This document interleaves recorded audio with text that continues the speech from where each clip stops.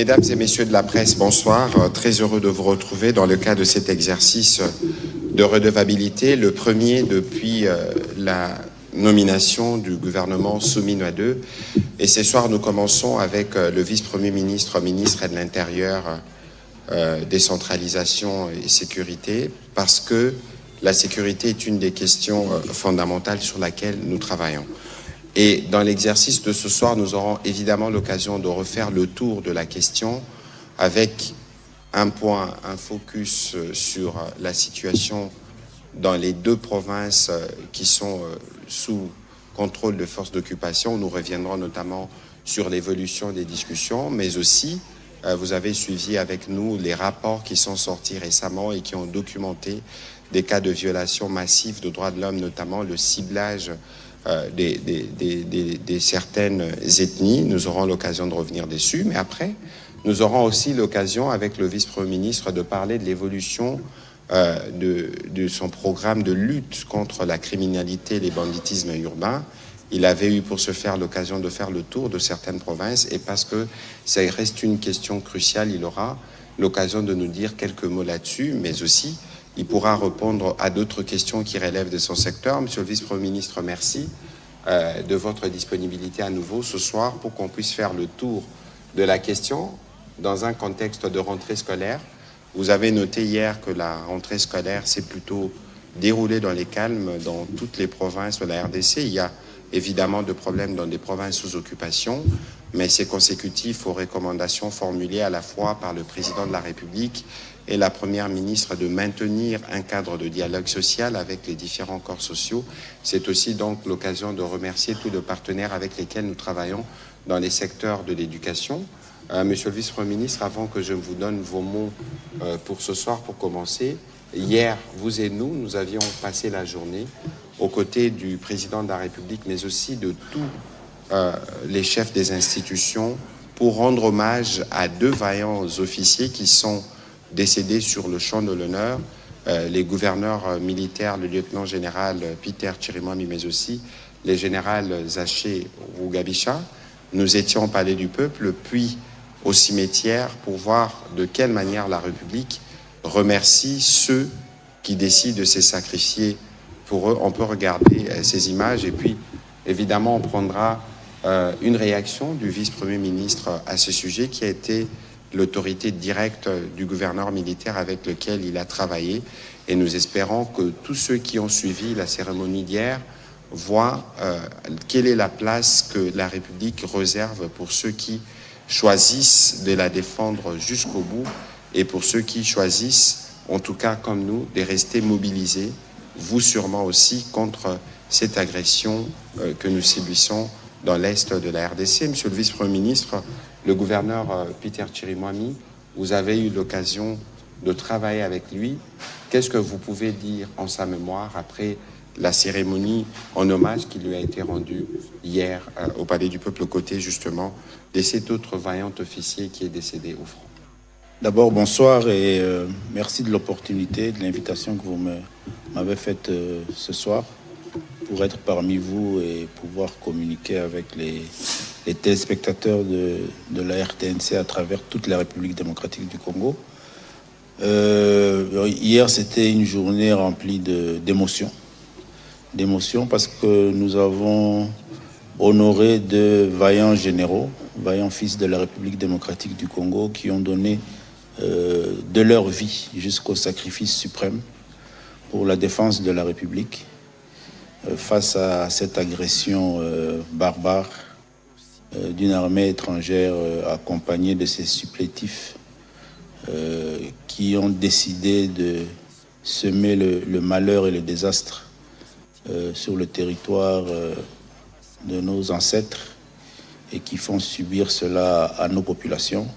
Comme vous l'avez dit, j'ai eu l'opportunité de collaborer avec le général gouverneur Chirimwami à plusieurs reprises lors de mes différentes missions dans la province du Nord Kivu à deux titres, en tant que conseiller principal du chef de l'État au collège politique, mais aussi, et là j'avais une autorité sur lui en tant que vice-premier ministre, ministre de l'Intérieur, c'était un brave. Alors là, vraiment un brave.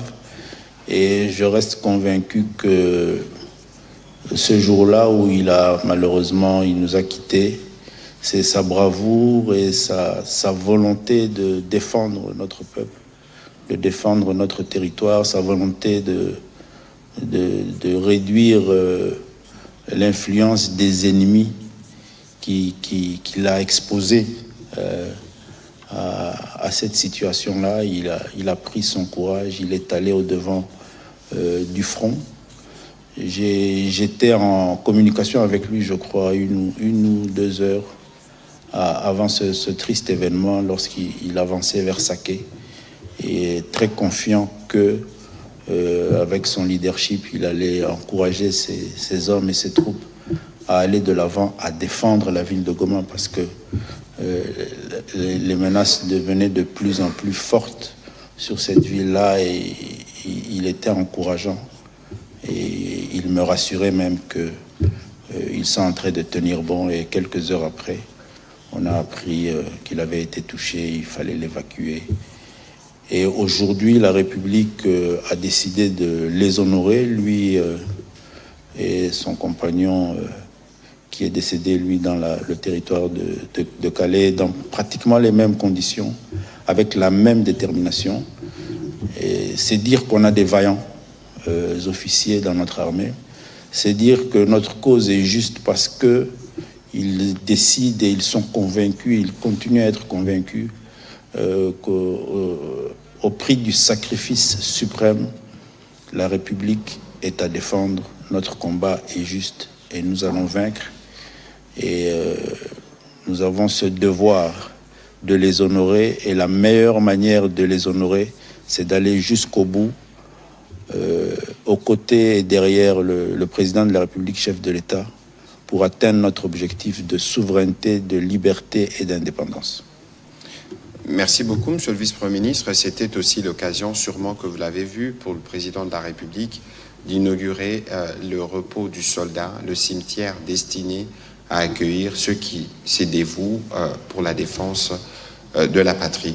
Monsieur le Vice-Premier ministre, avant que nous puissions entrer dans le sujet du jour où nous allons faire le tour de la situation sécuritaire, mais tout à l'heure, vous avez ouvert un atelier sur les mécanismes de stabilisation des institutions provinciales.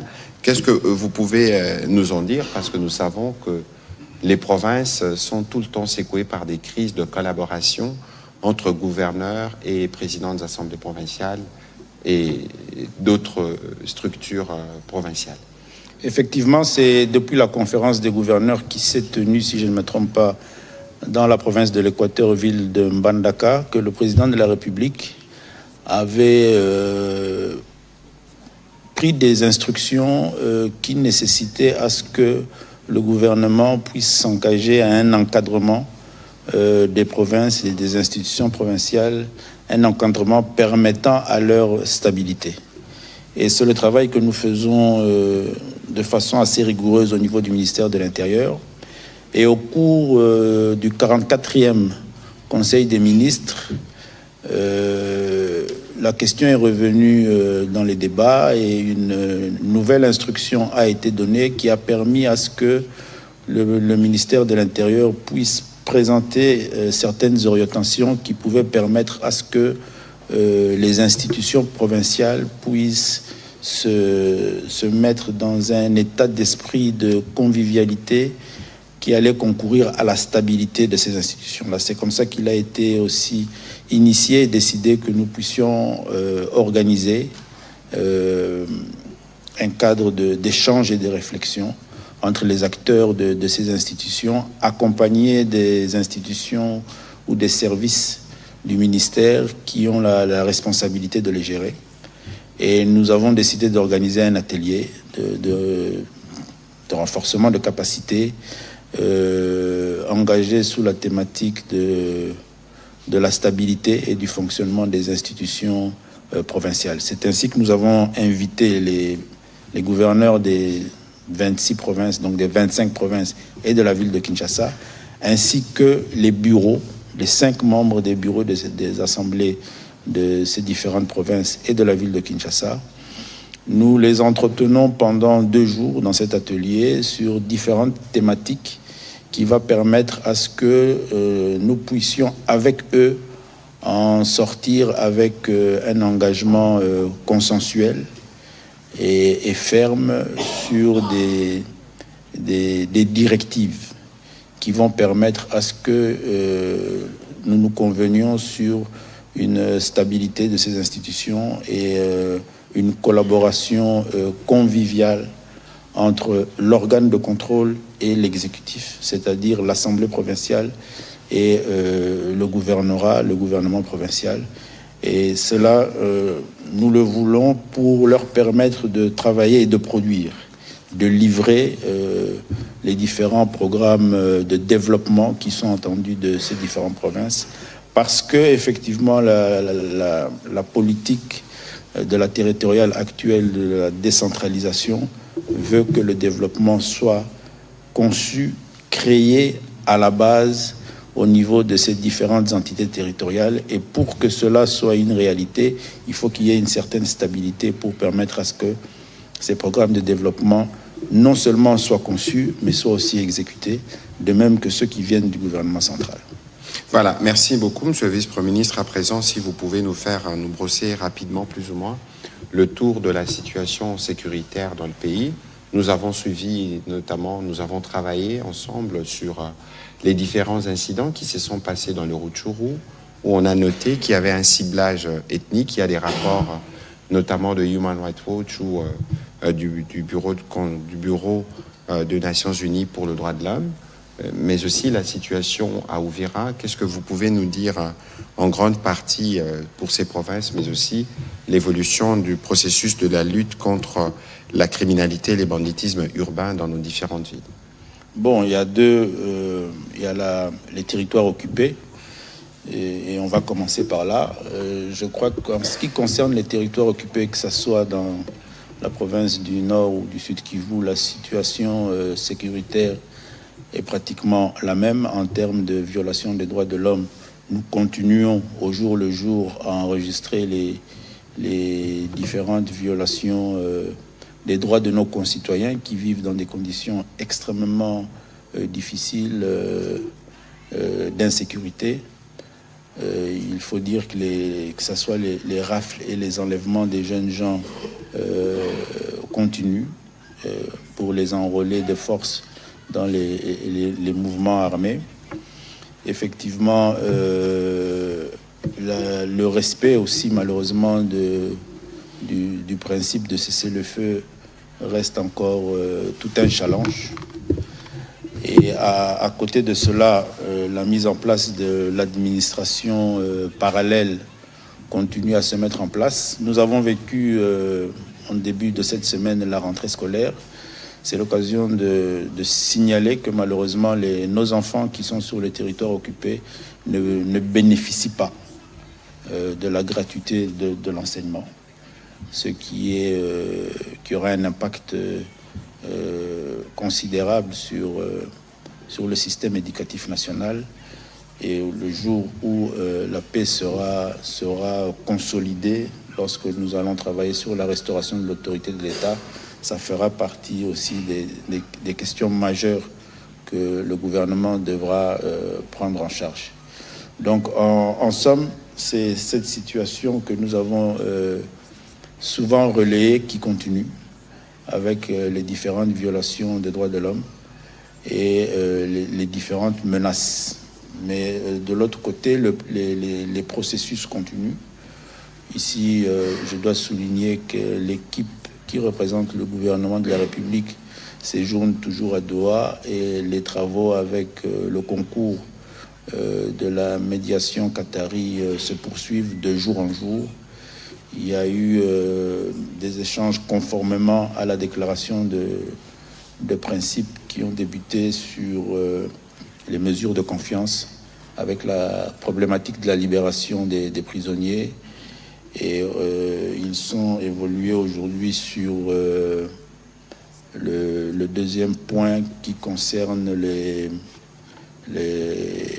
le principe de cessez-le-feu et les discussions continuent sur cette question-là. Alors, sur les autres provinces, je crois que nous avons tous eu à constater que nous avons quand même réussi à avoir une rentrée scolaire plus ou moins dans des conditions respectables. Un travail a été fait depuis les semaines précédentes avec le ministère de l'EPST pour arriver à trouver un compromis avec les écoles et les enseignants. Et de notre côté, au niveau du ministère chargé de la sécurisation du territoire, nous avons aussi mis en alerte tous les différents services pour que nos enfants puissent rentrer dans des conditions sécuritaires les plus convenables possibles. Concernant la criminalité, nous continuons nos différents efforts engagés à travers le programme de lutte contre la criminalité dénommé Opération Ndobo, à travers les différentes provinces, les différents commissariats provinciaux, mais nous avons déjà réussi à faire l'itinérance dans cette province. Dernièrement, nous étions dans la province du Kwilu, où nous avons partagé avec le commissariat provincial.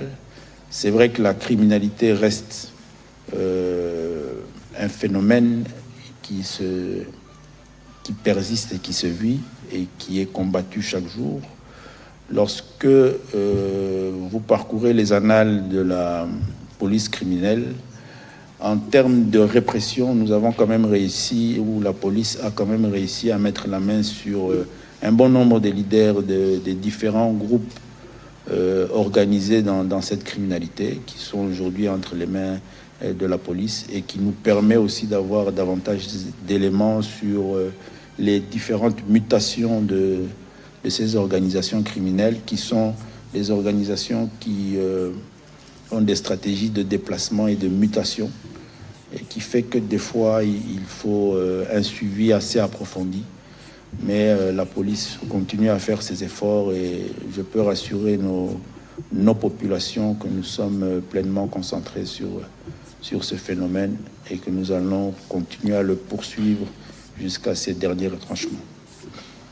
Voilà, merci beaucoup, Monsieur le Vice-Premier ministre, pour vos mots introductifs. Je voudrais rappeler qu'au dernier Conseil de ministres, comme de coutume, nous parlons, et d'ailleurs vous-même vous parlez régulièrement de la situation sécuritaire dans les provinces sous occupation, mais nous avions eu une intervention du ministre d'État, ministre de la Justice, qui est revenu notamment sur l'état de la justice dans ces provinces avec l'intention manifestée des occupants, de ceux qui gouvernent par crime, de vouloir s'ériger eux-mêmes en justiciers, ce qui est totalement illégal. Et si vous avez lu le compte-rendu, il y a bien des recommandations qui ont été formulées à propos, parce que ceux qui gouvernent par crime ne peuvent pas penser une seule seconde pouvoir dédoubler la justice avec une administration parallèle qui n'est dominée que par le criminel. On va commencer la série de questions avec M. Éric Izamou.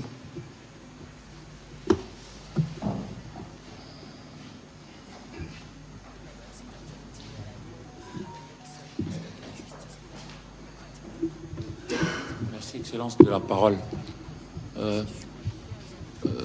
Tous les Congolais attendent de retrouver la paix à travers tout le territoire national. En même temps, nous assistons à plusieurs initiatives. Je voudrais savoir si vous, au niveau du gouvernement, vous réagissez comment par rapport justement à l'invitation de la Fondation Thabo Mbeki, qui aussi a fait appel aux Congolais de ce côté-là. C'est la première question, et particulièrement pour le vice-premier ministre, ministre en charge de l'Intérieur, sécurité, décentralisation, affaires coutumières. Boma, dans le Congo central, connaît de plus en plus de vagues qui se soulèvent par rapport à la criminalité urbaine, alors que votre gouvernement a quand même réussi à faire un certain nombre de choses au niveau de Kanyama-Kasese. L'exemple avec le général Kassongo Kabwik, avec le service national, je crois. Ça porte de fruits. Pourquoi ne pas multiplier ça au travers du territoire national? Parce qu'on dit en français, si l'oisiveté est la mère de crime, les défauts de l'esprit en est le père.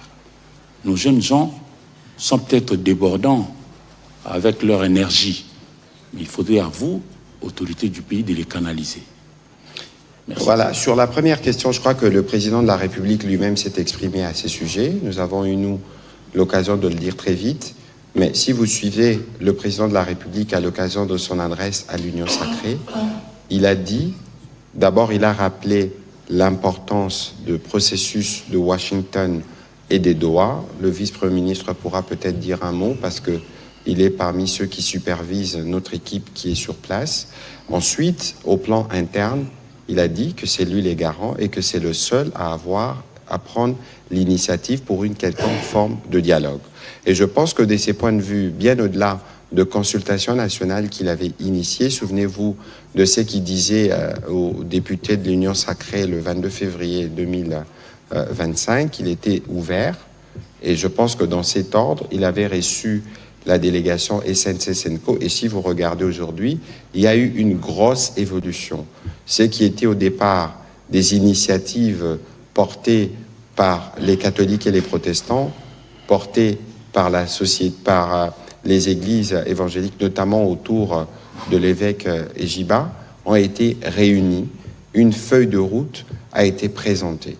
Et je pense qu'aujourd'hui, le président de la République, évidemment, le moment venu, appréciera comment ces choses-là devraient se mettre en mouvement et que l'initiative qui vient du président Mbeki, comme nous le disions, c'est inopportun et ça ne nous intéresse pas, d'autant plus que lui-même, qui veut se présenter comme celui qui veut faire discuter autour de la paix, lui-même a déjà pris fait et cause pour ce qui nous tue. Et donc, lorsqu'on s'est déjà trompé dans les diagnostics au départ, il ne faut pas attendre que cela change. C'est d'ailleurs encore plus regrettable pour le président Mbeki qui a joué des rôles de premier plan dans les crises passées en RDC. Il aurait pu avoir les reculs nécessaires pour mieux appréhender les sujets. Et donc ici, il faut considérer que nous avons Doha, nous avons Washington et nous avons Kinshasa. On est déjà assez fixe sur ces initiatives qui ont déjà montré les voies pour ne plus en rajouter.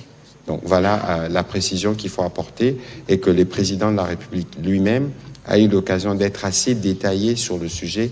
Il faut le comprendre dans son esprit et tel qu'il l'a exprimé parce que c'est conforme à tout ce qu'il défend depuis le premier jour. Monsieur le vice-premier ministre. Oui, voilà. Je crois que sur votre première question, le ministre Mouyaya a déjà donné suffisamment de détails, c'est-à-dire que la paix, on la recherche et la paix se construit, donc elle reste un processus et un processus qui n'est pas aisé à mettre en place. Donc il faut s'y concentrer et nous, on ne va pas se disperser pour donner la paix à nos populations. On a déjà deux processus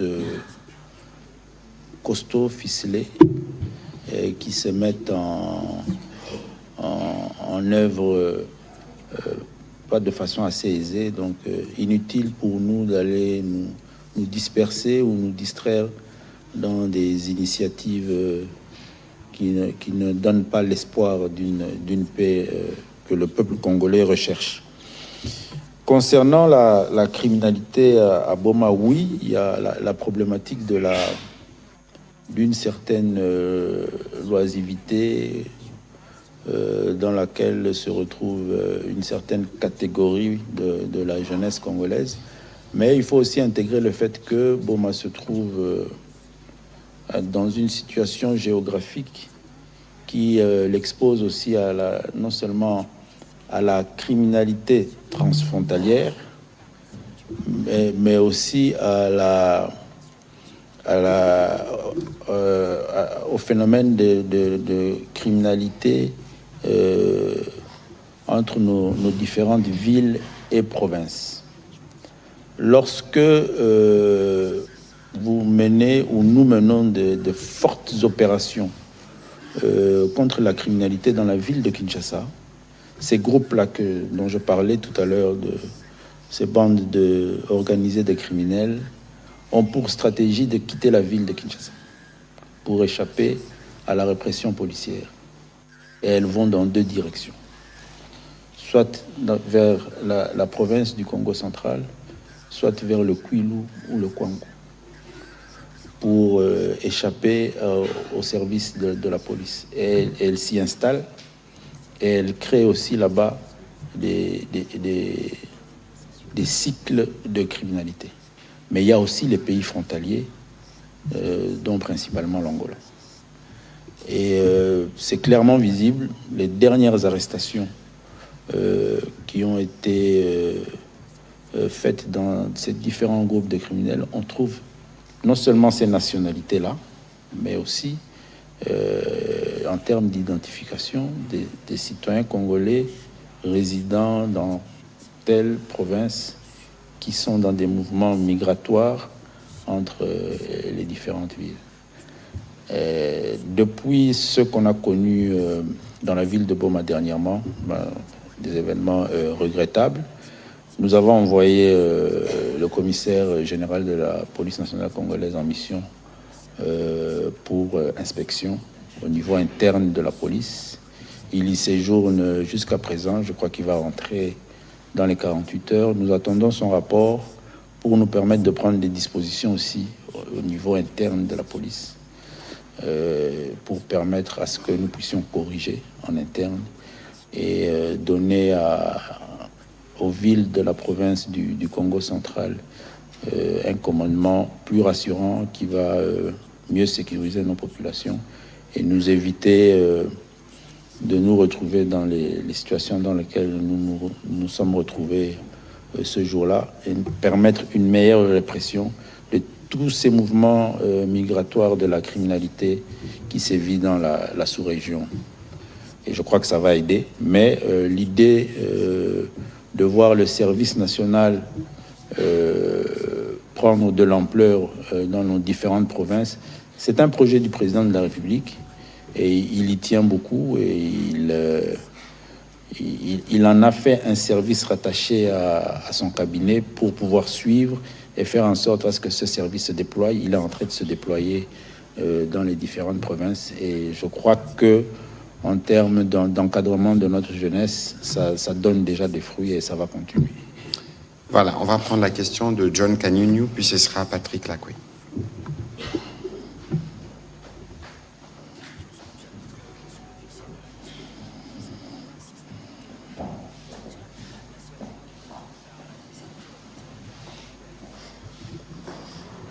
Merci, monsieur le porte-parole du gouvernement, pour la parole et félicitations d'abord pour votre reconduction. Ce n'était pas peut-être facile pour les autres. J'ai une question pour vous et une autre pour le VPM, Jacquemin Chabani. Monsieur le porte-parole du gouvernement, quel est votre commentaire sur la condamnation de l'ex-ministre et ministre d'État de la Justice, Constant Mutamba? Et pour le vice-premier ministre et ministre de l'Intérieur, en votre qualité de responsable de la sécurité de tous, pourriez-vous nous dire ou nous éclairer sur les dispositifs sécuritaires qui ont été mis autour de la résidence du détenu, maintenant du prisonnier Mutamba? Et il y a eu des scènes de pillage vers sa résidence. Est-ce que les enquêtes ont été ouvertes à ces sujets? Merci beaucoup. Je crois qu'on doit faire un effort pour rester dans le sujet. Et il n'est pas aisé, donc, pour les membres du gouvernement de commenter une décision de justice. Je pense que ce n'est pas le cadre où on peut avoir de commentaires sur ces propos. Je crois que c'est une observation générale. Nous voulons parler de la situation sécuritaire générale dans ce pays en cette période de rentrée. On ne peut pas faire de focalisation sur un cas qui est pris en charge par la justice. Voilà. On va prendre les questions de Patrick. Monsieur le vice-ministre. Oui, juste pour vous alimenter, c'est-à-dire que depuis quelques jours, vous êtes journaliste, il avait été constaté aux alentours de cette résidence, dans ce quartier, non seulement des rassemblements, des veillées, du tapage nocturne. Les voisins s'en sont plaints mais aussi l'ordre public était atteint. Et accompagné de cela, une campagne de déstabilisation. Vous êtes des médias, vous devez être peut-être même mieux renseignés que les services de déstabilisation même de la rentrée scolaire. Donc je crois que face à toutes ces menaces et tous ces dangers, vous devez aisément comprendre et expliquer que l'administration responsable de l'ordre public ne pouvait que faire son travail pour sécuriser les uns et les autres. Vous avez parlé de menaces, parce qu'il n'y a pas eu comme tel pillage, mais menaces de pillage organisées à travers cette dynamique de veillée. Et il était important que la police fasse son travail. Elle a fait son travail pour sécuriser nos populations et je crois que c'est à notre avantage à nous tous. Merci. Voilà, merci. Monsieur Patrick Lacoué. Merci beaucoup, Excellence, pour la parole. Monsieur le vice-premier ministre, ministre de l'Intérieur, pouvons-nous dire que le Congo, la RDC, n'a pas encore résolu son problème d'identification? Puisque, il y a quelques mois, sinon l'année dernière, il y avait le processus d'obtention de la carte d'identité qui s'est brusquement arrêté. Et aujourd'hui, vous venez de le relever, qu'il y a un problème d'identification dans le mouvement migratoire entre provinces et même avec nos pays voisins. Est-ce que ce problème peut être une fois résolu? Qu'est-ce qui bloque jusqu'à ce jour, puisque on ne sait pas identifier qui est congolais, qui n'est le pas? Et dans vos mots introductifs, vous avez même soulevé le problème qu'il y a sur ce clivage ethnique, notamment les Banyamulenge qui se disent qu'ils sont marginalisés. On ne sait même pas se dire, sont-ils de Congolais? Ne sont-ils pas de Congolais? C'est ça, en fait, le problème. Merci. Et je peux m'arrêter là. Voilà, merci. Bon, parce que vous parlez d'identification, ce dont je peux vous rassurer, c'est que la République démocratique du Congo, à travers son gouvernement, est pleinement engagée dans un processus d'identification de la population. Il y a eu des initiatives sur lesquelles le ministère, à travers l'ONIP, continue à faire avancer ce projet-là. Et il faut arriver à différencier la délivrance de la carte d'identité et l'identification de nos populations. Les Congolais sont connus. Je crois que vous êtes Congolais, je suis Congolais, et nous savons que nous sommes Congolais. Donc, il ne faut pas créer une confusion sur cette question-là. Nous avons plusieurs groupes ethniques et le groupe ethnique Banyamulenge est connu et est congolais. Il ne faut pas en créer une confusion. Ça, c'est la propagande de M. Kagame qui veut en faire son fonds de commerce pour sa criminalité en République démocratique du Congo. Maintenant, en termes d'identification, je peux peut-être vous informer qu'il y a un bon nombre de programmes d'identification des personnes physiques vivant sur le territoire de la République démocratique du Congo.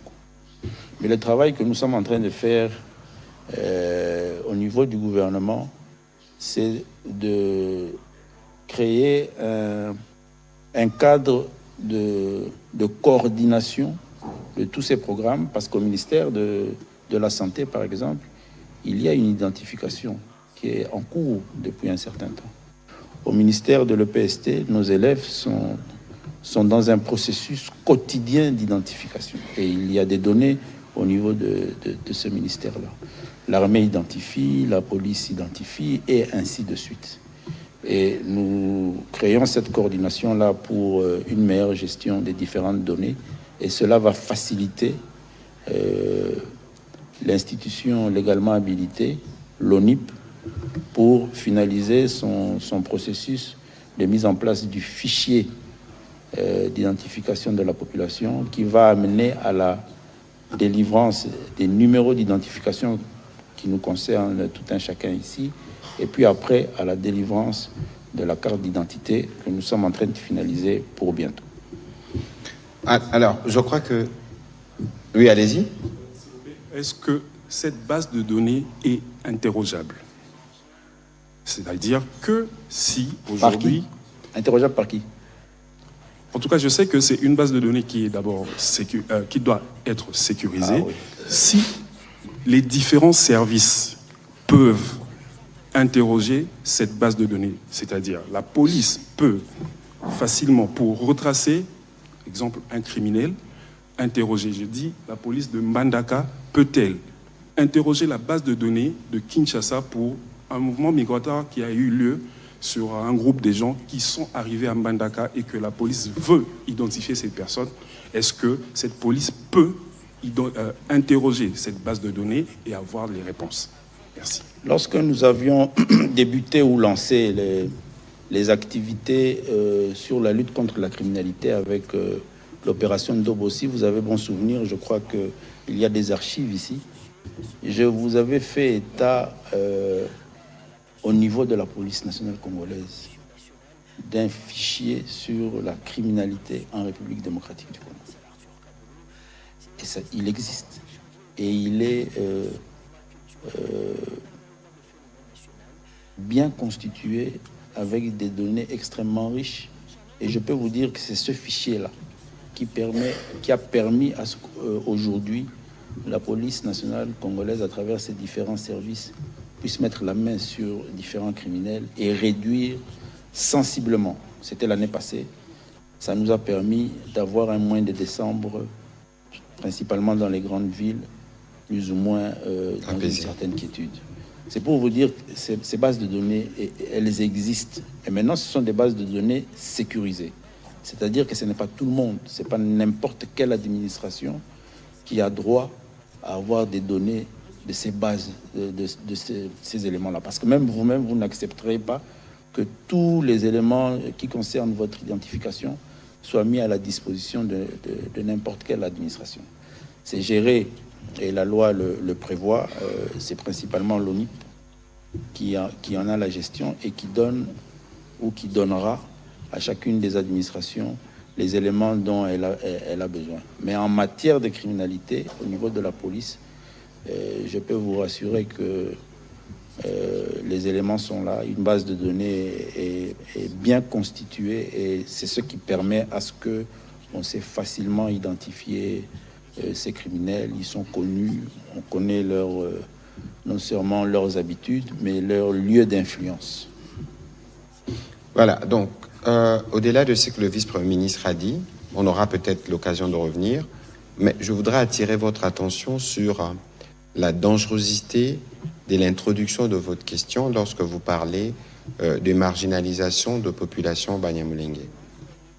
Parce que dans les obsèques qui ont eu lieu hier, le colonel qui a été élevé au titre posthume de général Zaché Rugabisha était un officier.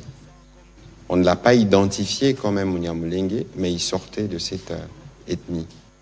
Vous avez vu les honneurs qui lui ont été rendus le même jour qu'un gouverneur, un lieutenant général.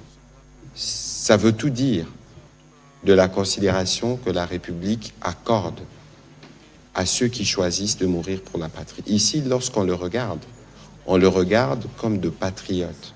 On ne le regarde pas parce que tel vient d'une telle communauté ou de telle autre. Et si vous suivez tous les jours à la télévision nationale, le président de la République donne pour exemple, justement, parce que si vous en parlez, c'est parce qu'il y a un narratif développé par le président rwandais qui vise à stigmatiser cette communauté. Le 13 août dernier, moi qui vous parle, j'ai représenté les gouvernements à la célébration, à la commémoration, du massacre de Gatumba. Et je pense que régulièrement, dans Congolais Téléma, nos compatriotes issus de cette communauté prennent régulièrement parole. C'est pour vous dire qu'au niveau du gouvernement, nous ne faisons pas des distinctions. C'est pour vous dire aussi qu'il faut faire attention sur la dangerosité de ces discours, parce que s'il faut rentrer dans la comptabilité, vous allez voir qu'il y a eu un vice-président ici de cette communauté. On a un ministre d'État ici de cette communauté. On a des députés issus de cette communauté, des vaillants militaires. Et donc, il faut faire attention pour ne pas prêter les flancs au discours de haine supposé qu'on nous prête. Dans un pays où nous avons 450 ethnies, le vice-premier ministre a été, lui, au centre de la réconciliation entre Mbole et l'Angola. Dans la périphérie de Kinshasa, nous avons un conflit autour de Mobondo, les Batekiers, les Bayaka. Et donc, lorsque nous parlons de ces conflits, pourquoi on ne vient pas dire « Ah, on a marginalisé tel ou tel autre ». Donc, ces vocabulaires-là, il est dangereux. C'est justement ce qui permet à l'ennemi de penser ou de trouver une porte d'entrée pour une communauté qui est en réalité victime. Parce qu'aujourd'hui, si certains compatriotes peuvent avoir des appréhensions sur nos compatriotes Banyamulenge, c'est justement parce qu'il y a un président d'un pays voisin, dans son dessein de s'aimer les malheurs et la désolation, se présente comme un défenseur d'une communauté congolaise. Alors, s'il faut compter toutes les communautés que nous avons dans la sous-région, on aura 9 agressions, entre guillemets, si c'est président de l'Angola, du Gabon, parce qu'il y a des Batékés là-bas aussi, ou des Bakongo avec le Congo-Brazzaville, s'évertue à se comporter comme le président rwandais. Peut-être que le VPM pourra nous dire un mot plus tard. Vous avez vu qu'il a reçu le haut-commissaire pour les réfugiés ici, parce que sur la question du discours de haine, sur la question des réfugiés, sur la question de la présence des FDLR, ce sont les 3 causes de la guerre. Et depuis le début, nous attelons à détricoter ces discours mensongers. Je pense que ces rappels étaient importants parce que vous êtes ceux qui nous accompagnent. Ceux qui nous accompagnent dans notre stratégie sur le front médiatique. Il faut bien qu'on fasse attention avec certains mots. Alors, Jacques Moulouba pour la prochaine question.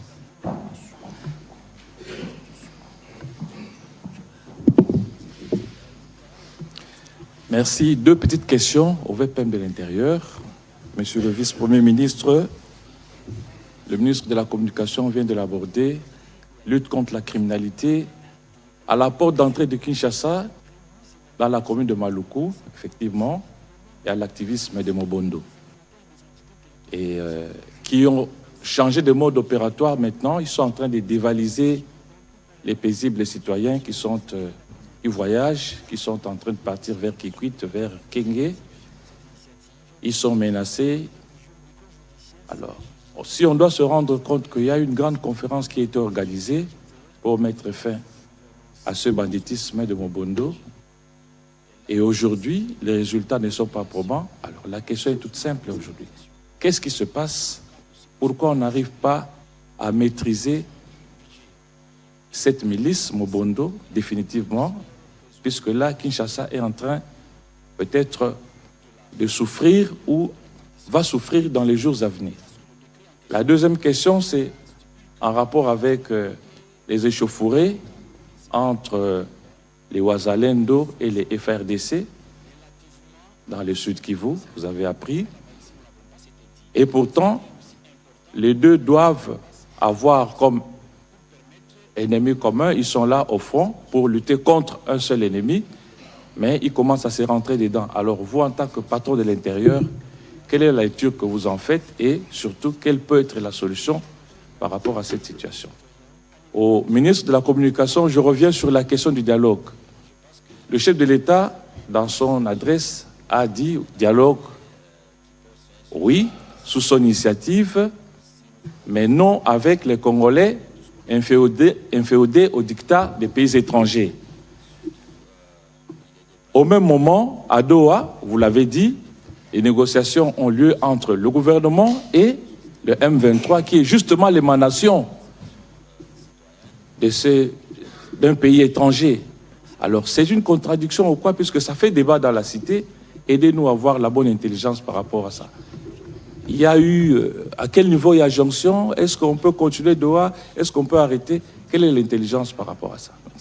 D'accord, j'aurai l'occasion de revenir dessus. Monsieur le vice-premier ministre, pour les questions qui vous étaient destinées. Merci. Alors, les Mobondo, dans la partie est de la ville de Kinshasa, il y a eu une conférence il y a quelque temps sur le sujet. J'aimerais ici souligner le fait que, je l'ai dit d'ailleurs tout à l'heure concernant la guerre que nous vivons dans la partie est de la République, mais c'est aussi valable pour les conflits internes ou intercommunautaires. Et cela est clairement repris dans la politique nationale des règlements des conflits. La paix est un processus qui se construit dans le temps. Et dans ce processus de paix, il faut beaucoup plus être non seulement confiant, positif, mais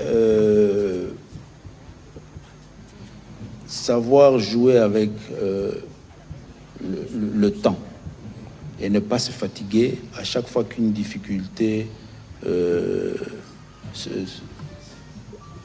apparaît à vous dans ce projet de construction de la paix. Donc, on ne se fatiguera jamais d'organiser des rencontres, des réunions, des conférences, des conciliabules pour rapprocher nos concitoyens et les rappeler au bon vivre ensemble. Les initiatives du passé sont des initiatives enrichissantes en termes d'expérience. Et le gouvernement, à travers le ministère de l'Intérieur qui a la responsabilité des gestions des populations, va poursuivre autant que possible avec un seul objectif, atteindre cette paix définitive dans nos différentes contrées. Le phénomène Mobondo est malheureusement transversal en termes de province ou d'entité territoriale. Concerne la partie est de la ville de Kinshasa. Il concerne 2 territoires dans la province du Kwilu, si je ne me trompe pas, un territoire dans la province du Kwango et aussi 2 territoires dans la province du Mai-Ndombe. Et nous, au niveau du gouvernement, nous sommes en pleine mise en œuvre de notre politique de règlement de conflits. Nous travaillons avec principalement les caucus des élus nationaux et provinciaux de ces différentes provinces. Et nous nous activons à travers des itinérances. Nous venons de faire la province du Congo il y a quelques mois, celle du Kwilu il y a 3 semaines si je ne me trompe pas, et d'ici une dizaine de jours nous serons dans la province du Mai-Ndombe, avec l'optique, dans un calendrier assez proche, d'organiser dans ces différentes provinces, mais aussi dans la ville de Kinshasa, des forums de paix, où nous allons réunir non seulement les communautés concernées par les différents conflits, mais aussi les forces vives de ces différentes entités pour discuter encore avec elles. Parce qu'il n'y a rien de mieux que le dialogue, comme l'a dit le président de la République dans cette dernière sortie. Il n'y a rien de mieux que le dialogue dans les sociétés organisées et civilisées. Donc nous allons organiser ces forums de paix pour discuter avec les forces vives de ces différentes entités et provinces. Ce sera des forums de paix provinciaux. Et cela, nous le faisons pendant que, actuellement, les forces de défense et de sécurité sont sur terrain en train de faire ce travail qui est le leur, de traquer ces différents groupes qui, effectivement, comme vous l'avez dit, se sont aujourd'hui transformés en coupeurs de route. Et nous avons l'avantage d'avoir eu le lancement de la campagne agricole, parce que toute cette zone-là, sont des zones principalement agricoles. Le chef de l'État a lancé la semaine passée la campagne agricole dans une partie de ces zones concernées par le phénomène Mobondo, parce qu'effectivement, il y a cette jeunesse, ces forces, ces énergies-là qu'il faut arriver à capitaliser dans le bon sens, à les retirer dans la criminalité pour qu'elles soient des énergies productives. Et nous allons nous appuyer sur tout cela avec différents mécanismes et systèmes mis en place pour régler cette difficulté-là. Donc ici, en résumé, je voudrais vous dire qu'il ne faut pas se fatiguer. Bien au contraire. Il faut nous encourager mutuellement à convaincre les différentes personnes et organisations concernées par cette problématique-là. Je peux vous rassurer que les dernières activités qui ont eu lieu sur cette question-là ont déjà démontré qu'au niveau des communautés, Yaka, Teke, Tende dans le Maïndombe et consorts, au niveau des communautés, il n'y a plus de problème comme tel. Nous avons maintenant affaire à des groupuscules qui s'organisent en coupeurs de route, en banditisme. Bien sûr. Et comme je l'ai dit, les forces de défense et de sécurité sont en train de s'en occuper. Et nous allons venir après, à travers nos activités dénommées Forum de paix, pour consolider cette paix-là et la mise en œuvre, parce qu'il y aura différents programmes de réinsertion des populations qui se sont déplacées. Dernièrement, je me suis retrouvé au Congo d'en face, où j'ai dû aller rendre visite à nos compatriotes qui sont réfugiés à l'extérieur parce qu'il y a des déplacés internes ici en République démocratique du Congo, mais nous avons des concitoyens qui ont quitté le territoire national pour fuir ces violences-là et qui se retrouvent dans le pays d'en face. Et c'est tout cela que nous sommes en train de programmer, leur retour à eux aussi, leur réinsertion dans leur village d'origine. Et il ne faut jamais se fatiguer dans de telles initiatives parce que la paix, elle se construit dans le temps. Alors, concernant Uvira, effectivement, nous sommes préoccupés par la situation qui s'y vit et c'est une situation qui a un volet sécuritaire assez particulier que je ne saurais pas trop détailler ici, mais vous êtes une chaîne nationale, la RTNC, je crois qu'on est suivi. Je pourrais rassurer les populations que le gouvernement est pleinement préoccupé par cette situation et que nous sommes en train de travailler avec non seulement le commandement général des FARDC, mais aussi le gouvernorat de la province et les différentes forces vives de cette ville martyre d'Uvira, pour que la quiétude revienne dans un temps assez court. Alors, concernant la question que vous avez posée au porte-parole du gouvernement sur Doha, lorsque le président de la République parle du dialogue des Congolais qui ne sont pas téléguidés par des forces étrangères, mais c'est tout à fait logique. Et c'est comme je l'ai dit, la paix est un processus, et nous sommes dans un processus, Doha est un processus. Il va falloir que pour qu'on dialogue bien, et nécessairement c'est un dialogue qui pourra s'organiser ici à Kinshasa, je ne crois pas que quelqu'un parmi nous ici puisse concevoir que nous allons dialoguer avec des gens qui vont quitter là où ils sont, Kalachnikov, mitraillettes en main, avec des poignards dégoulinant du sang des Congolais pour entrer ici à Kinshasa, dialoguer avec nous sur la paix. Cela est impossible.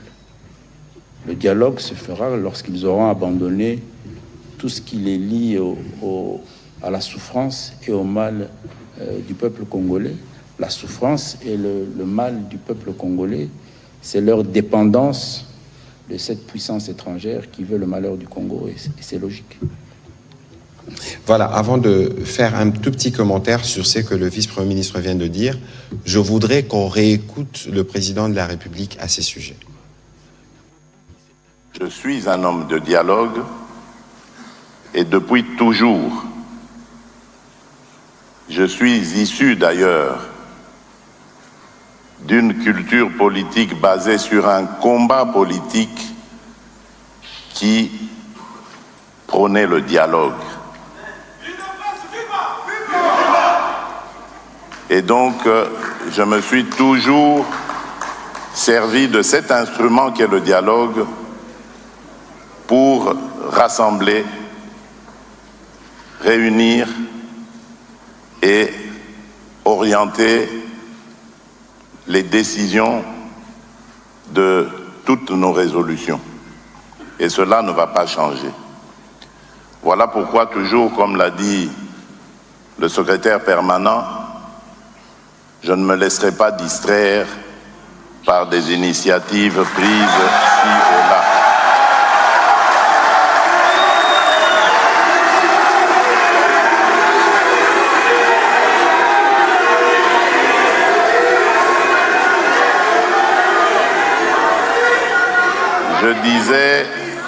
Je disais que, comme vous l'a dit le secrétaire permanent, voilà pourquoi je ne me laisserai pas distraire par des initiatives de dialogue prises ci et là.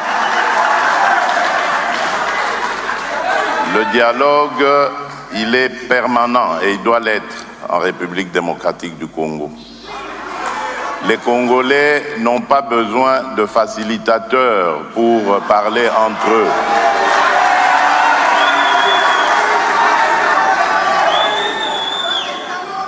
Les Congolais n'ont pas besoin de prendre des armes pour s'opposer les uns aux autres pour terminer par le dialogue.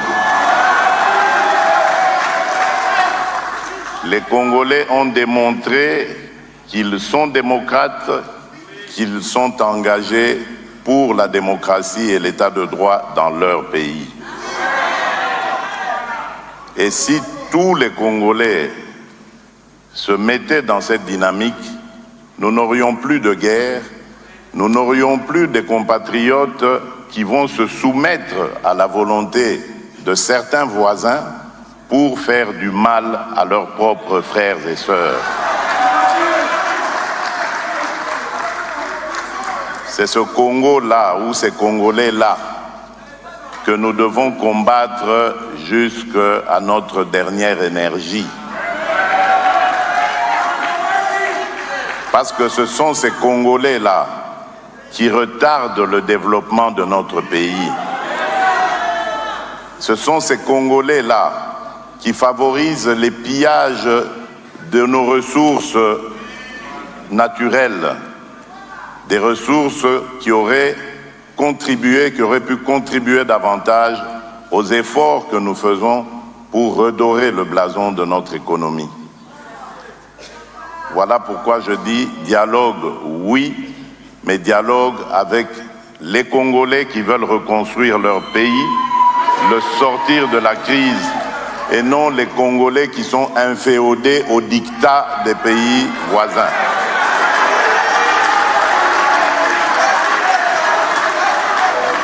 Et en tant que garant de la bonne marche de nos institutions, garant de la cohésion nationale, il n'arrivera jamais de dialogue en dehors de ma propre initiative.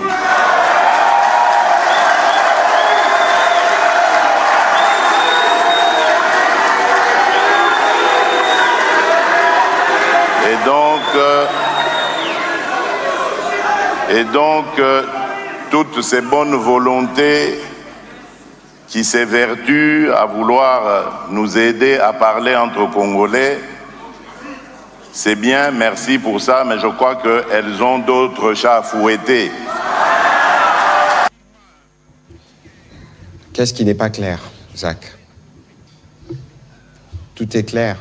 Je rappelle, nous avons un processus bilatéral avec le Rwanda à Washington. Il y a eu une déclaration de principe, il y a eu un accord, il y a eu une déclaration du principe dont beaucoup n'ont pas parlé sur le cadre d'intégration économique régionale. À Doha, c'est là que l'on discute avec les supplétifs qui ont les armes des pays voisins. 19 juillet déclaration de principe et les discussions sont en cours. Peut-être que le VPM pourra dire un mot à propos. Le dialogue, le président de la République avait reçu le prêtre en début de leur initiative. Autant il a reçu d'autres propositions, d'autres confessions religieuses. En dehors du fait que, dans ces mêmes ordres d'idées, dans cet état d'esprit qu'il a lui-même rappelé de dialogue permanent, il a rencontré l'honorable Fayulu, l'honorable Muzito. Il y a eu un comité de travail qui a été mis en place après sa réunion avec le prêtre, qui a permis d'avoir aujourd'hui une feuille de route pour prendre en charge l'autre composante des Congolais qui n'ont pas pris les armes des étrangers. Donc tout est clair. Et ici, il faut éviter tout amalgame, toute confusion, parce qu'il y a de ceux qui cherchent la moindre occasion pour se sortir du processus. Parce qu'en réalité, tous ces processus de paix, tels qu'ils évoluent, contrarient les intérêts de ceux qui se servent des armes des étrangers pour permettre aux étrangers de profiter de nos ressources. Je compte sur vous pour une bonne communication à propos. On va prendre la dernière série de questions avec Madame Rachel Kitita, Clément Mwamba, et on terminera avec Fabrice pour une question en lingala. S'il vous plaît.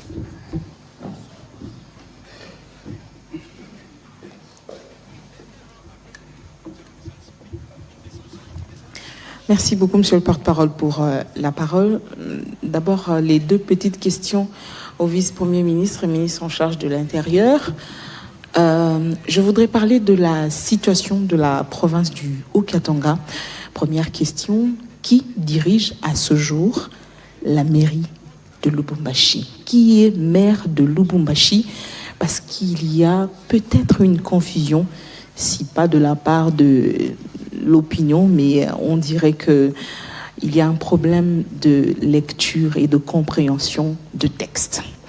Ensuite, pour son gouverneur, le gouverneur Kiabula, que l'on a vu au 2e congrès de l'Union Sacrée, aux côtés des membres de l'Union Sacrée, à quand son retour à Lubumbashi? Deux petites questions au porte-parole du gouvernement. Je vais dire peut-être une question. C'est vrai que le président de la République a été un peu plus clair dans son discours, mais permettez-moi quand même de vous poser cette question sur la dernière tribune publiée par, on va dire, l'ancien président de la République, qui pense que c'est Kinshasa qui ne favorise pas une réconciliation nationale. Dans quel ordre vous placez cette accusation, on va dire, portée contre le régime de Kinshasa, et aussi la question des opposants qui répondent favorablement à l'appel de Thabo Mbeki en Afrique du Sud? N'est-ce pas une méthode ou une façon de crédibiliser ce processus? Écoutez, il y a l'honorable Martin Fayulu qui s'est exprimé à propos. Pour ce qui nous concerne et pour des raisons qu'on a bien avancées, nous estimons que c'est une initiative qui est inopportune. Quelle est la force des résolutions qui sortiront de là, de cette réunion? Ça ne se décrète pas sur une réunion de cette nature, ne se décrète pas ou ne s'annonce pas tel que fait sur les réseaux sociaux, parce qu'il fallait préalablement prendre des dispositions. De toute évidence, nous avons un schéma qui est clair. Je l'ai rappelé tout à l'heure, nous sommes déjà engagés sur ces schémas qui donnent des résultats au plan diplomatique, tout au moins sur papier, et nous attendons de voir, parce que Washington ne peut pas produire pleinement ses effets si nous ne terminons pas Doha. Donc nous sommes dans des processus qui se complètent et sur lesquels nous nous focalisons. Pour ce qui concerne l'initiative du président Mbeki, on n'en accordera pas plus d'attention. De toute évidence, nous savons quelles sont ses positions, il les a exprimées publiquement. Alors, sur la tribune de l'ancien président, je pense que ceux qui veulent la paix se disposent pour la paix. Et je ne suis pas sûr que dans ses derniers mouvements, il a montré que c'était un homme prédisposé pour faire la paix. Pour le reste, c'est des commentaires parce qu'on veut trouver garder une place dans l'opinion, mais dans le cœur, parce que tout part de là, l'agenda est différent. Ce sont les actes qui l'ont prouvé, et je pense qu'il y a eu des choses qui ont été dites à propos qui illustrent parfaitement l'état d'esprit dans lequel il se trouve. Je ne suis pas juriste pour commenter des décisions de justice, mais je voudrais ici rappeler que pour les anciens présidents, il existe une loi. Il existe une loi qui précise des devoirs, qui précise des obligations. Vous, comme professionnels de médias, regardez cette loi, ce qu'elle dit, regardez les agissements de l'ancien président et faites-vous votre propre opinion sur la responsabilité des uns et des autres. Voilà. Monsieur le vice-premier ministre. Oui. Alors, le maire de la ville de Lubumbashi. Je devrais d'abord ici souligner que les maires des villes sont des territoriaux, des agents de la territoriale qui travaillent sous la tutelle du ministère de l'Intérieur, avec qui ils ont une relation de subordination. C'est pour ça même que, même lorsqu'ils sont nommés par ordonnance présidentielle, ils sont notifiés par le ministère de l'Intérieur, le ministre de l'Intérieur. C'est pour cristalliser cette relation de subordination. Et même lorsque ils obtiennent une décision de justice, c'est le ministère de l'Intérieur, à travers son ministre, qui, une fois signifié, les notifie, les installe, pour leur permettre de travailler dans ce cadre-là d'une relation de subordination. Malheureusement, dans la ville de Lubumbashi, nous sommes dans le constat d'incidents qui vont se régler. Et ce sont malheureusement encore des incidents d'insubordination, mais ça va se régler. Il y a un maire, Monsieur Patrick, qui gère la ville. Et soyez rassurés, je rassure les Louchois que ces incidents vont trouver un règlement dans les jours qui viennent, et la quiétude va reprendre la ville. Il n'y a pas à s'affoler sur cela. C'est peut-être des manques d'expérience qui font qu'on en arrive à ce type de situation-là. Alors, concernant le gouverneur, je ne saurais pas vous dire quand est-ce qu'il pourra rentrer dans la ville de Lubumbashi. C'est un dossier qui est en pleine instruction. Il faut laisser les services appropriés poursuivre et finaliser l'instruction. Moi-même, à mon niveau, j'attends encore les différents rapports. Et puis, les décisions seront prises. Donc, il n'y a pas aussi à s'affoler. Il n'y a pas péril en demeure. C'est des responsabilités, autant d'être gouverneur que d'avoir la gestion aussi de la territoriale. Donc, il s'est passé des faits et les services sont en train d'instruire. Tout ça pour sécuriser nos populations, qui nous fait confiance et à qui on donne la responsabilité aux uns et aux autres de gérer. Donc, il n'y a pas à s'inquiéter. Mais je voulais aussi rebondir sur les questions que vous avez posées au porte-parole du gouvernement. Je crois que la presse, même si elle aime être au milieu du village, mais il faut arriver aussi à faire ce métier de la façon la plus objective possible. Monsieur Kabila, ancien président de la République démocratique du Congo, ne peut pas se permettre aujourd'hui de dire que Kinshasa ne favorise pas le dialogue, pendant que lui, ancien président de cette République, bénéficiant d'une loi qui lui donne des privilèges, pas des moindres, mais aussi des obligations, a pris les armes contre la République. Et ça, ce n'est plus un débat. Il n'y a pas de débat à faire là-dessus. Toute personne sérieuse, avisée, qui suit la crise sécuritaire que vit et subit le peuple congolais, toute personne qui cherche et qui recherche des informations sur cette crise connaît et sait qui est la personne qui est derrière cette crise, quel rôle joue M. Kabila dans cette crise. Il en est le chef de guerre. Alors vous ne pouvez pas prendre les armes pour réclamer un dialogue. Vous ne pouvez pas tuer des milliers, faire déplacer des millions de Congolais, les faire vivre pendant plus de 3 ans autour de la ville de Goma, dans des conditions...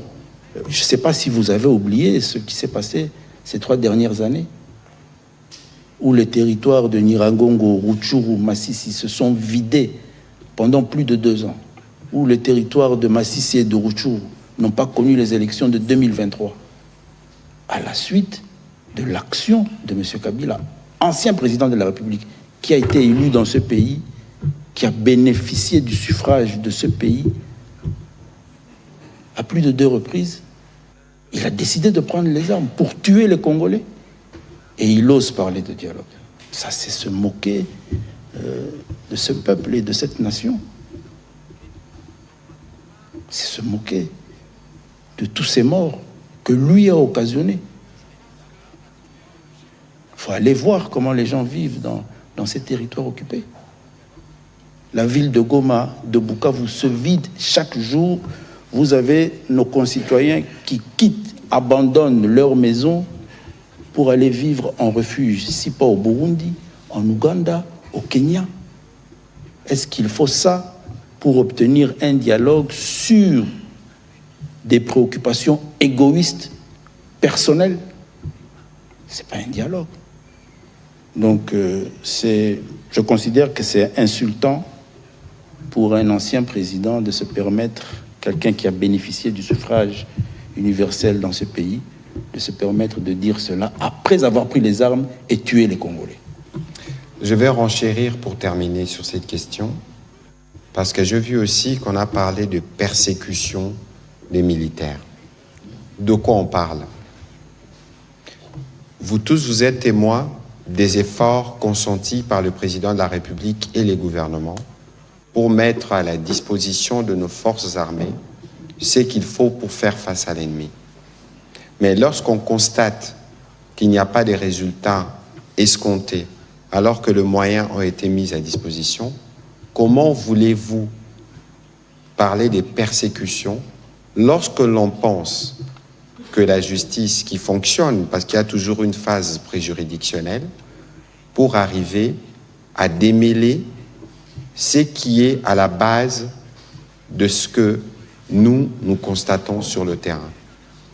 Parce qu'il y a une volonté, dans la suite de ce que le VPM disait, de monter les militaires, certains, de montrer qu'on veut être solidaire, alors qu'en réalité, c'est des problèmes qui auraient pu être résolus des années durant, qui ne l'ont pas été. Et donc aujourd'hui, dans une quête des justices, parce que justement nous voulons faire de notre armée une armée reformée qui doit monter en puissance, si les fonds ont été détournés, comme beaucoup le pensent, s'il y a eu des soupçons, et que s'il y a une volonté au niveau du gouvernement de faire que la justice vienne établir les faits à charge ou à décharge de certains, cela ne doit nullement être récupéré politiquement pour servir une cause que le vice-premier ministre a si bien décrit tout à l'heure. Nous pensons que le Congo mérite mieux. Alors on va aller avec Clément Mamba et finir avec Fabrice. J'adresse mes préoccupations au VPM de l'Intérieur. Première préoccupation, dans votre introduction, vous avez annoncé que les dialogues se poursuivent à Doha. On aimerait savoir, est-ce que cette fois-ci Kinshasa est disposé à mettre en œuvre les mesures de confiance? Parce que du côté M23, on nous accuse d'être à la base du blocage. Ils sont même partis plus loin pour dire que tant qu'il y a blocage, il y aura dialogue, mais sans l'actuel chef de l'État, le président Félix Tshisekedi. Deuxième préoccupation, où en sommes-nous avec le processus de désactivation des différents sites Tata Raphaël et autres, au porte-parole du gouvernement? Où en sommes-nous avec la mise en œuvre de l'accord de Washington 2 mois après? À quand l'opération contre les FDLR? la levée des mesures défensives contre le Rwanda? Parce que lorsque nous regardons le chronogramme, plusieurs échéances tendent vers leur expiration. Donc, peut-on qualifier cet accord de mort-né? Merci. Alors, je réagirai après les réponses du vice-premier ministre. Alors, le dialogue de Doha se poursuit, ou le processus de Doha se poursuit. La médiation, il y a 2 semaines, si je ne me trompe pas, avait envoyé un draft du document de travail sur l'accord de paix. Les experts du gouvernement s'y sont rendus dans les 2 jours qui ont suivi. Et depuis lors, sont dans des échanges avec la médiation et la délégation AFC M23. Effectivement, les échanges avaient débuté sur le point de la déclaration des principes qui concernait les mesures de confiance sur la problématique des prisonniers. À ce sujet, je peux vous informer que déjà dans la déclaration de principe, il avait été identifié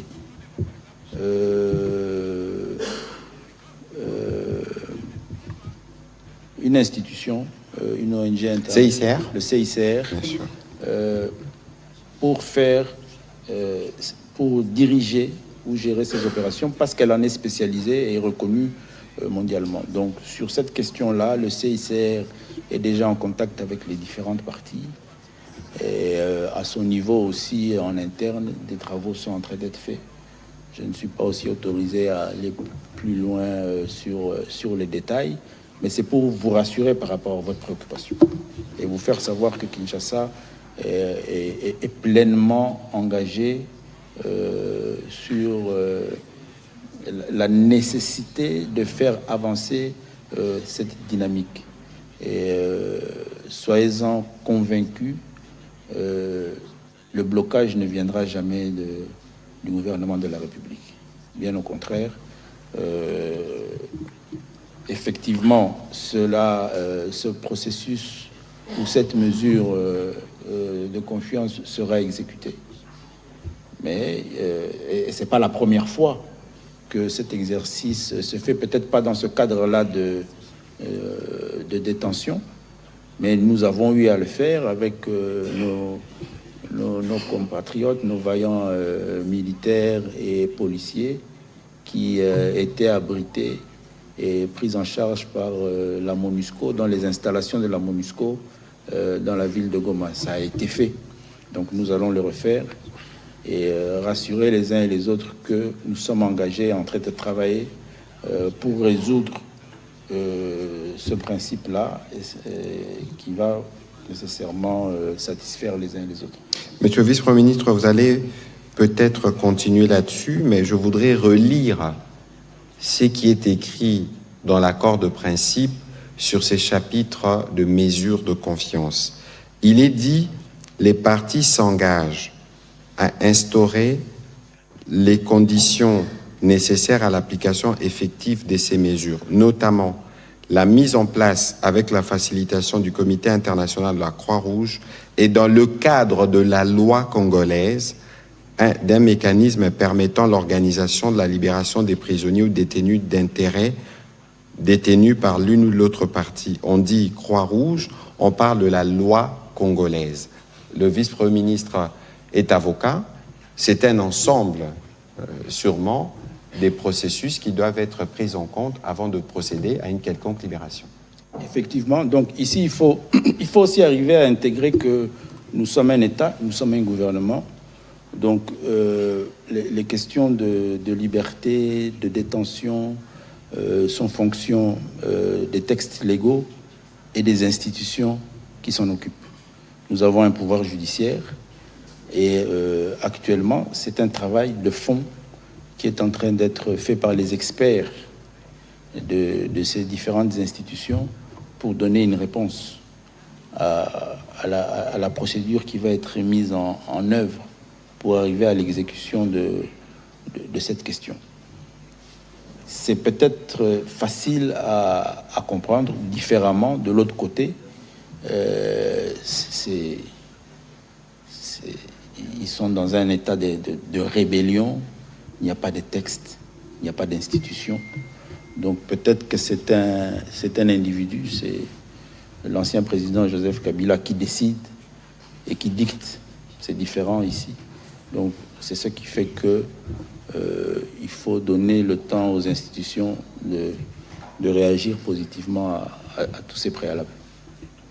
Alors sur la question des sinistrés, ouais. C'était ça la deuxième question. Sur la question des sinistrés,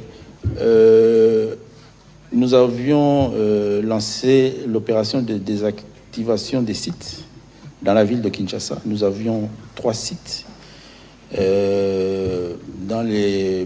Lorsque nous programmions cette désactivation, nous avions dénombré 4300 ménages à désactiver.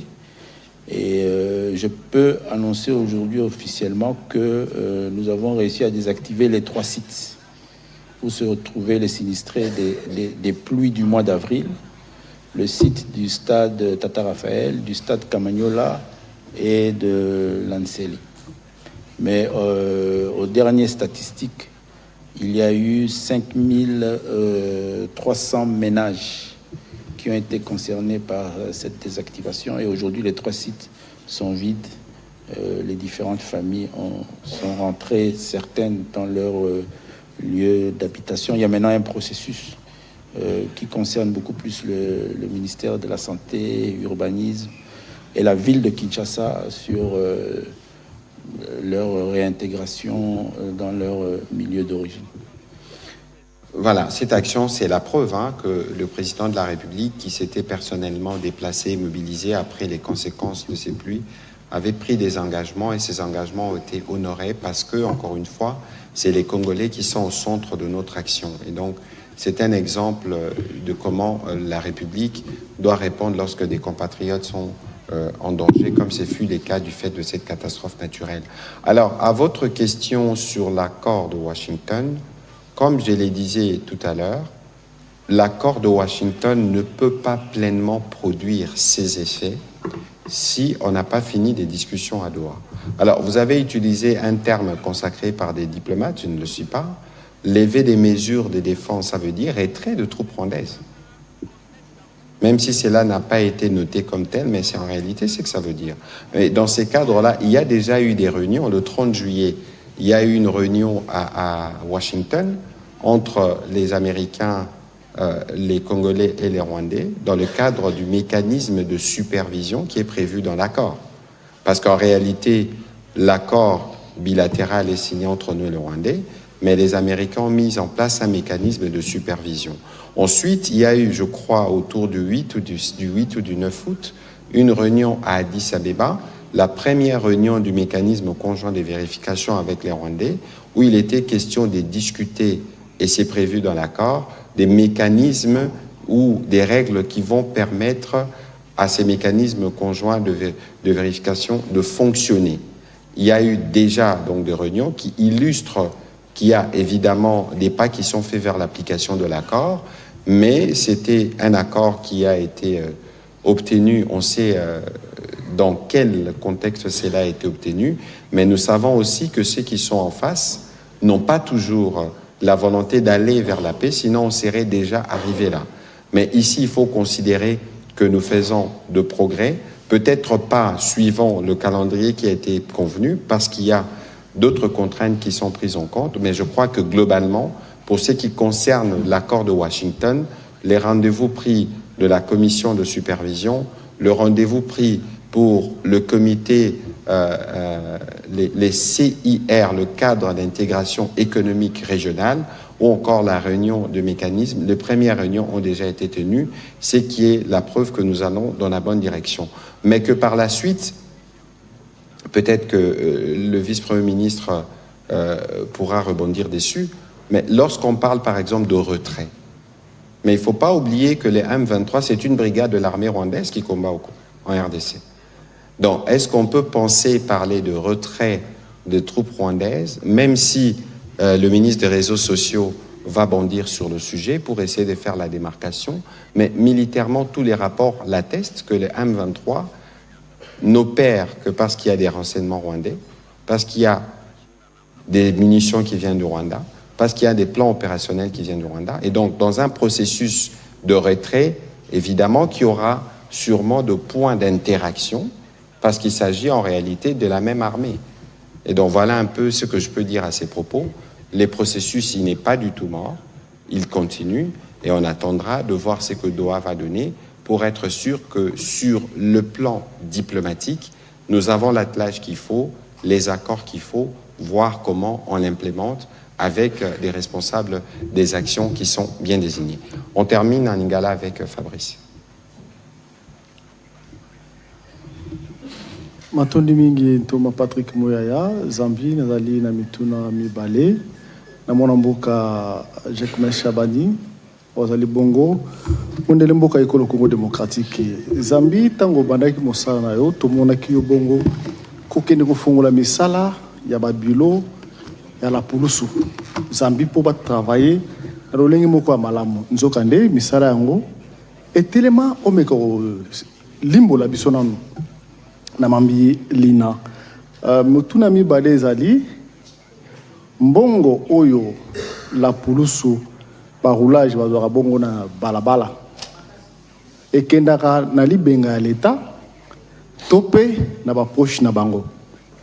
Mutuna na mwana mboka Patrick Mouyaya ozali bongo molobeli ya mbula matari ekolo Congo démocratique Zambie na bitumba lié tozalaki bongo na ba front ebele ya média pe ya justice. Bofunda ki bongo Rwanda kosamba kuna na likita Union africaine boni likambuli na esuki boni matonini. Merci. Nakanisi Namotuna Otuni, audience et Salamaki. Je pense qu'audience à Liboswe Salamaki na Arusha. Et je pense que l'affaire peut statuer. Torozonga na ministre à justice na Mikole Zalikoya.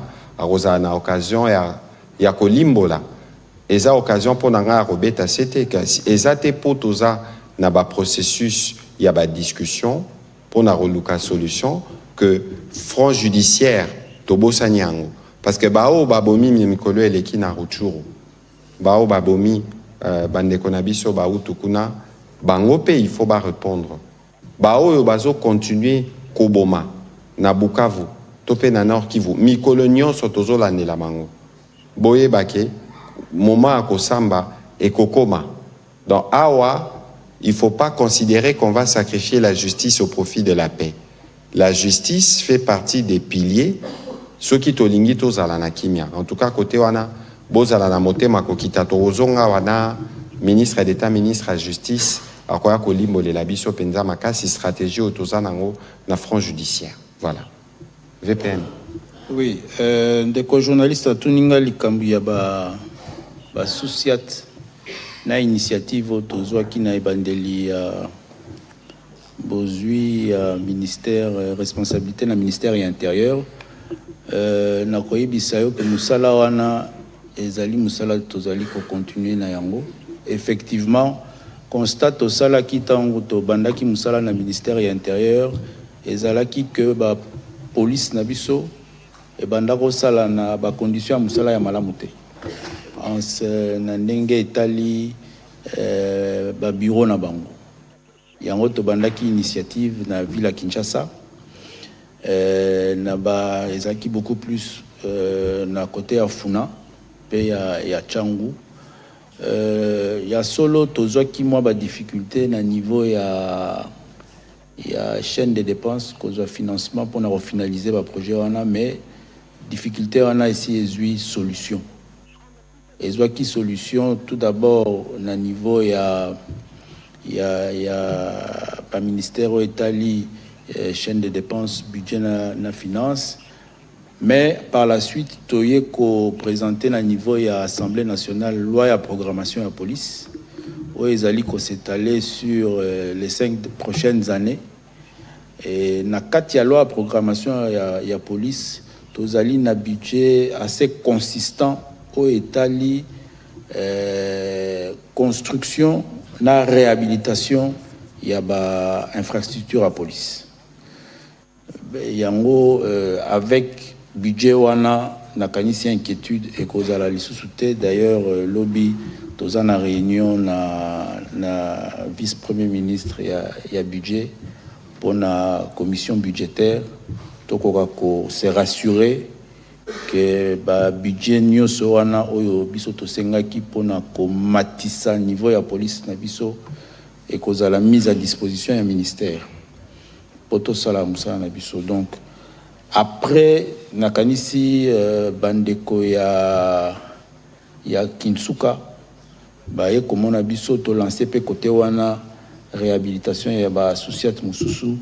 C'est pour dire que zali volonté ya chef de l'État pe ya gouvernement ya République Nabiso. Nécessité ya copé sa police Nabiso ba moyen nyoso pour musala et ça dans les meilleures conditions. Et à la associate, et à la mobilité na bango, et à la équipement, et à la armement. Kota la likamaba souciate même na province ya Okatanga tosi to lansaki yango pe bazo sala yango d'ici pe barozwa ba souciate ya sika ya bien de même que na province ya Lolaba tozo lingato bandango pe awa na Congo central. Donc c'est un programme ezali programme munene ya gouvernement de la République oyo eko s'exécuter même si ba difficulté ezali bo rassurer la population au Balandakabino que Ekosalema d'ici en tout cas maximum 2 ans au grand maximum Torozana police Yassika. Mais dans les mois qui viennent déjà population Nabiso a Komona de façon assez visible changement même il y a comportement il y a police awa nalinko lobamakamo Italie police Nabiso ya roulage bizaleli ya mabe ezali tozali ko condamné yango il y a quelques mois tout ça là qui n'a bango séminaire il y a capacitation il y a ba agent il y a police de roulage. Nous sommes revenus na ba bizaleli ya mabe na bango ya kozwa kambongo ya ba concitoyens mais effectivement ba amende soko futi ba amende na yo na ba condition normale ba pesio quittance yeba ke mbongo wana erokende na compte ya l'état ma BP utaka epa na biso moko ba chauffeur ba conducteur to linga rokende tina suka ya procédure à contravention te on aussi la na awa soko yebisi ye tosi la na awa yo po memie na complicité wana ya bizaleli ya mabe mais soko futi quittance na yo bongo yokokoma na libenga ya l'état na compte public ya l'état et ça va produire ses fruits oyo et sengeli produire. Voilà, merci beaucoup monsieur le vice-premier ministre. C'était lent mais utile parce que c'est un peu le briefing de la rentrée où on a eu l'occasion de faire le tour des différents sujets, notamment des efforts consentis pour une rentrée scolaire apaisée, des hommages rendus à nos vaillants officiers, mais aussi survoler la situation sécuritaire générale du pays et dire un mot sur les différents processus. Tout a sûrement été dit, monsieur le vice-premier ministre, sauf si vous avez un petit mot pour clôturer. Oui, je crois que dans l'ensemble, tout a été dit. C'est la semaine de la rentrée scolaire, qui était une semaine avec beaucoup d'inquiétudes. Et le plus important pour la semaine ici, c'est que nos enfants sont aujourd'hui à l'école. Tout à fait. Et la rentrée s'est passée sans incident majeur. Et c'est le plus important. Voilà, on va terminer cet exercice de redevabilité en rendant hommage. Vous avez tous suivi hier que nous, les journalistes, pas seulement, mais toute la grande communauté scientifique congolaise, avait appris la mort du prof Malembe Tamandiak, 89 ans, on m'a dit aujourd'hui, pas 88, parce qu'il avait déjà dépassé son anniversaire au mois de mars dernier. Et dans cet ordre, j'ai reçu cet après-midi les recteurs de l'IFASIC, que j'ai chargé de s'occuper d'organiser les obsèques. Évidemment, je me suis concerté avec la ministre de l'Enseignement supérieur et universitaire et recherche scientifique. Donc, les moments venus, tous ceux qui sont passés par l'ISTI, devenus IFASIC, puis UNISIC, nous devons rendre hommage à ces baobabs, à ces symboles, justement, de notre métier. Je pense que vous tous, vous aurez le moment venu l'occasion d'être au courant du programme. C'est l'occasion pour nous ce soir, dans le cadre de cet exercice de redevabilité sur la RTNC, dont il a été le premier rédacteur en chef, de lui rendre nos premiers hommages en attendant l'organisation des obsèques. C'est sur cette note que nous terminons l'exercice de ce soir. Bonne soirée chez vous. Merci.